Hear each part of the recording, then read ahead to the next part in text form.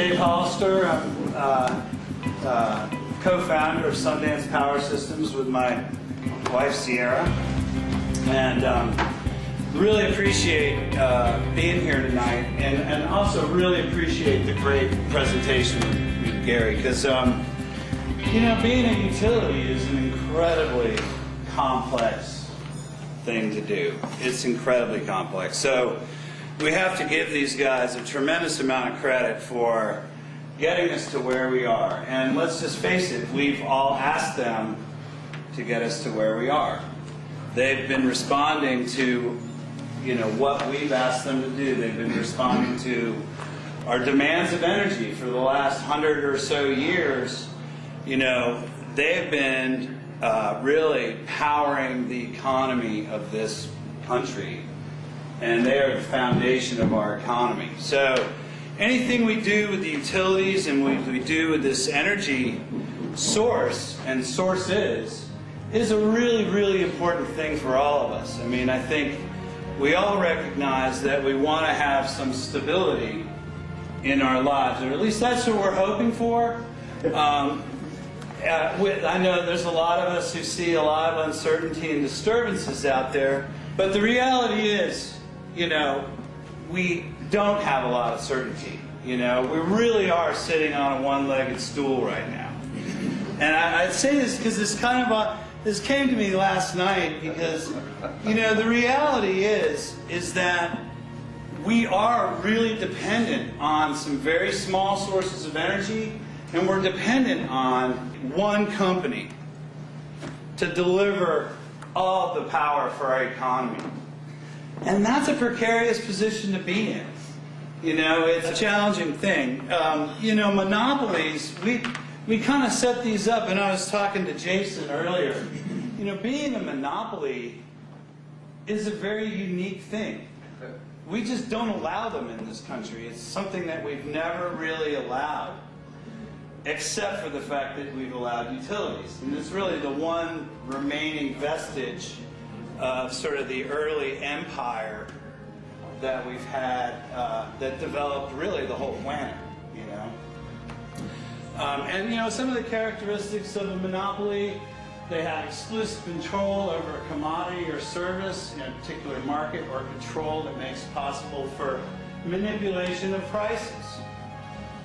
So this is one of the reasons why we did away with monopolies, was that all of a sudden you own the industry and you get to do whatever you want to. You can charge what you want to, you can make up the rules, you can, you know, do those types of things. And, you know, we're all human and we all have our dark side. So our history has shown many times that we haven't always had the best of intentions when we've reached that place of power where we really owned the entire market. So it's a very unique thing. You know, they have exclusive privilege to carry out the business, and this is very interesting. They have exclusive possession. Okay, these are really unique things. Really unique things. They don't realize that nowhere else in our economy do we allow this to occur, but with the energy. Okay. So let's go ahead to that next slide. So what this has really done is created a dependency model. So, like, you know, if you're sitting on a one-legged stool, I mean, you got no options. You have no choice. You have no. We don't have a choice of what energy we can or can't use, and we have very little impact into the energy stream that's coming at us, at least up until this point. So let's keep going. Again, this is a state of relying on or being controlled. So again, we have this control issue here. We have needing someone else's support. So now we have this dependency model. Okay, so, you know, these things ultimately and fundamentally are anti-democratic.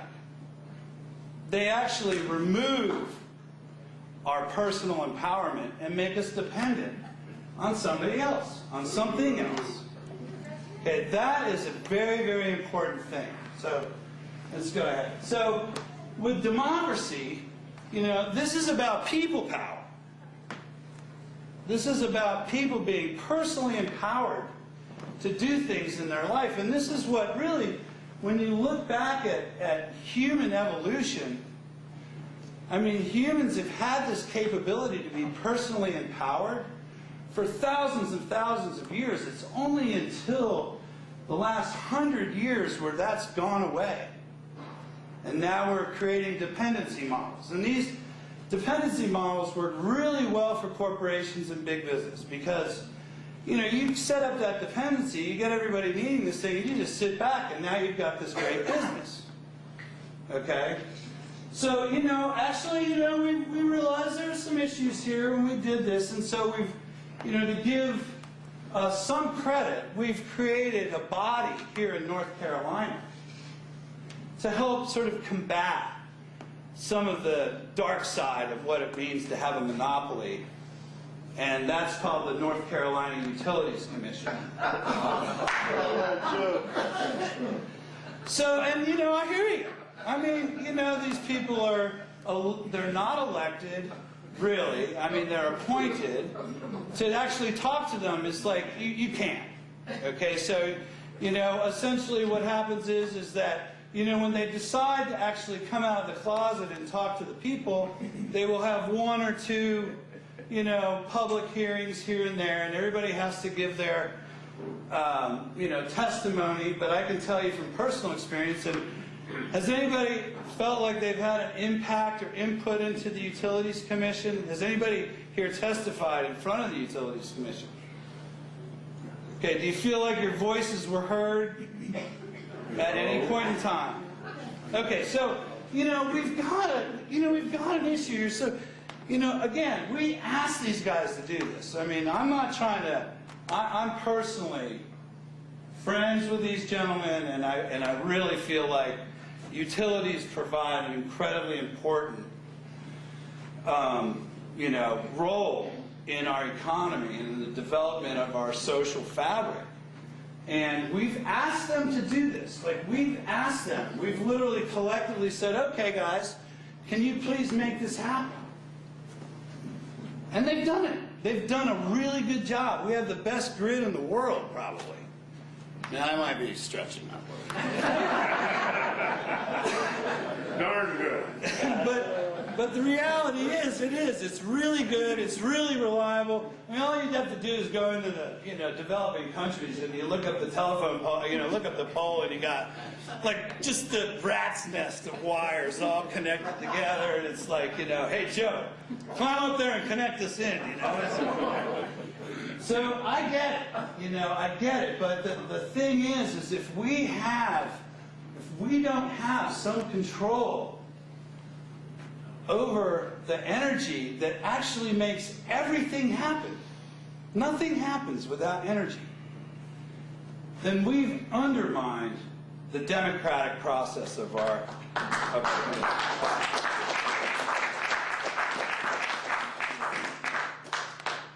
So again, you know, the old model. We built this grid, we worked through this expanding territory and demand, and, you know, I've mentioned how complex this is. Extremely complex. And the same complexities that came into the picture when we were expanding the grid, you know, the plant down the, you know, I mean, there were a whole bunch of huge issues that came about with needing to build new generation, stay ahead of the game. So this is where, in the regulatory world, you know, they're able to meet and exceed and make sure that they're going to have a stable grid to provide energy to an expanding economy, okay? It's really easy as you expand a business like this, you develop a business model that supports that growth. And it's remarkable, they've created an incredibly powerful business model that provides very inexpensive electricity to us. And they do it very reliably. You know, so it's really worked. but it has, you know, left us dependent on monopoly for our power. So what I'm here to sort of suggest is that the transition that we really need to consider collectively, not just for environmental reasons, but for social and economic reasons, is that we really need to look at a different organizing principle for delivering power to our communities and to our country and to the world. And, you know, this is really being called, you know, energy democracy. It's a political, economic, social, and cultural concept that merges technological energy transition with strengthening of democracy and public participation. So this is great. This is like democracy at work. Connected with an ongoing decentralization of energy systems with energy efficiency, renewable energy, to facilitate energy ownership transition. So again, if you don't want to be dependent on somebody for your energy, the alternative to that is you've got to be able to own that energy. So, you know, this is going to really be a key point and a key thing that we have to support. Okay, now, from a utility standpoint, this is like danger. It is. This is danger. I mean, literally, this is, you know, eating away at the business model of a utility. So we just have to realize that, you know. So a utility, in its essence, is going to tend to want to, you know, you guys correct me if I'm wrong, but, you know, when you pay your facilities charge, you have a facilities charge for sort of your meter and the basic costs of administrating that meter. That doesn't cover all of the facilities that are used to get that power to you. The cost of maintaining, transmitting, distributing that power is embedded in that kilowatt per hour price, okay? So one of the things that happens when you do that is, like, if you start reducing the number of kilowatt hours you are selling, all of a sudden the business model starts to shake and vibrate. I think, you know, red lights blink on and off. You go, ah, danger. You know what I mean? I mean, it's just true. So, I mean, this idea of, you know, having, you know, community-owned, privately owned, municipally owned power systems for private consumption that are all participating, which is called a distributed energy grid. And these could take on lots of forms. It could be wind and solar and combined heat and power and biomass and anaerobic digesters, and, you know, there's tons of these things that are, you know, will start to evolve as we move down this road. This becomes the challenge that we heard talking about. It's like, how do we not only manage all these things on the grid, but also, how does the utility company manage its payroll, manage its business model?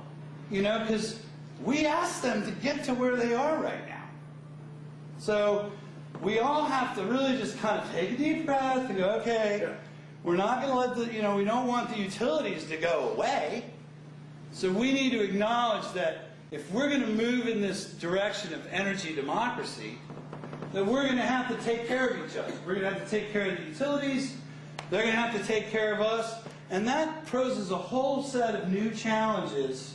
But essentially, this arrives at the three-legged stool of sustainability. So, you know, everybody's heard of the triple bottom line. So you have, you know, in the sustainability stool, you have the people, the planet, and the profit. Okay? So, you know, one of the things that you've heard from the utility side of things, they got a ton of solar coming online. Ton of solar. Okay? Most of that solar, if you notice their charts there, it was probably, I'll just do a quick calculation, probably more than 95% of it, was utility scale projects, which you don't own. Somebody else owns it, some other corporation. In order to get at that solar power, you have to buy it from somebody else. So that's the middleman. That's a nice thing to do as a utility. It's great, buy low, sell high. Okay, I like that. Okay, that works. Okay, so that original stool, had the single. That was the old model. Well, we're kind of getting the planet in there now. We're adopting some renewables. We're getting into efficiency. We're really, making a headway at that.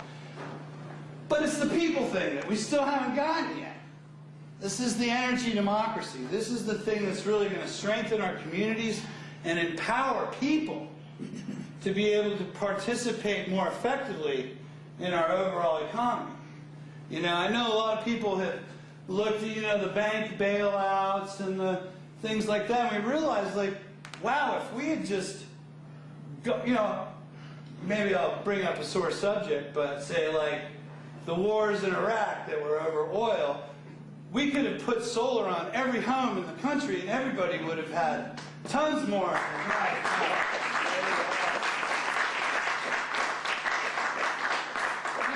The bank bailout. I'll get off topic a little bit, but we probably could have paid off most people's mortgages, and the economy would have been a lot better off.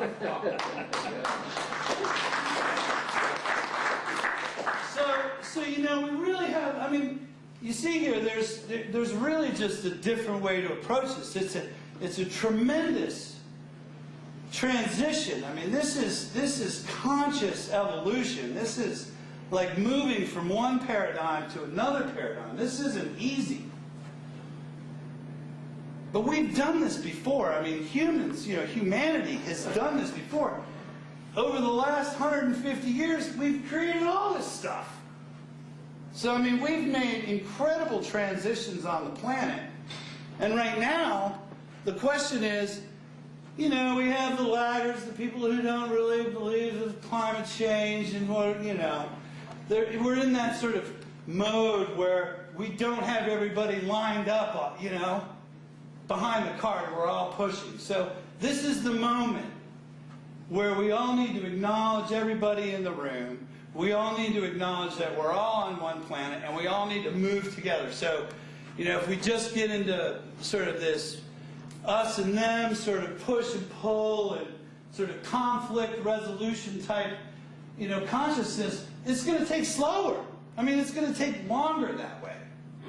And, according to a lot of the science that we see out there right now, we don't have that time.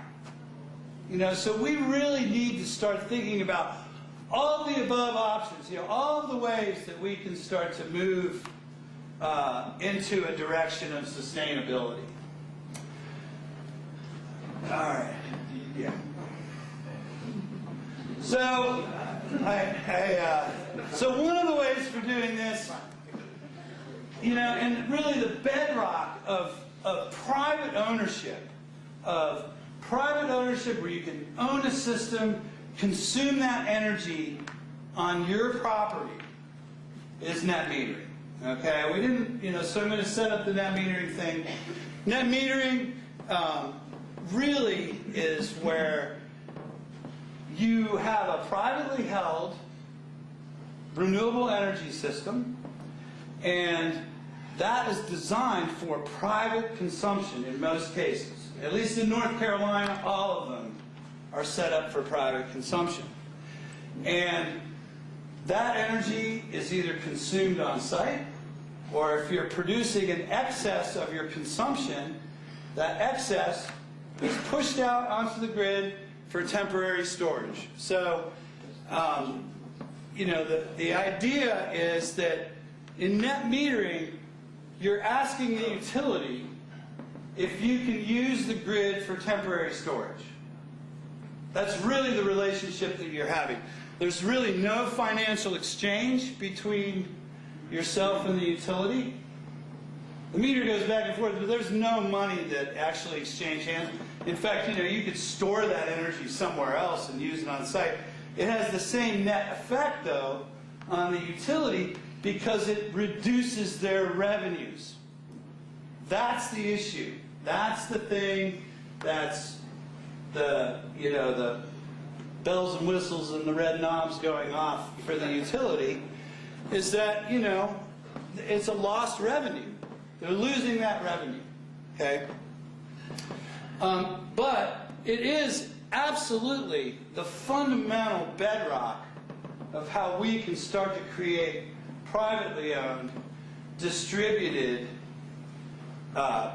generating systems for personal consumption. And so this idea that we want to tweak this net metering rider in the state of North Carolina threw up a lot of red flags for a lot of people going, hold on a second, why are you doing this when we have studies that have actually been commissioned in the state that shows that net metered systems actually have a net benefit to the grid.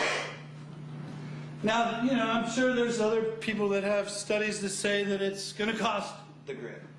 But my fundamental belief is, and what I believe is true, is again that business model that was set up to expand the grid, to grow the grid, to set rates, to set facilities charges, to set all these things. The whole ball of wax.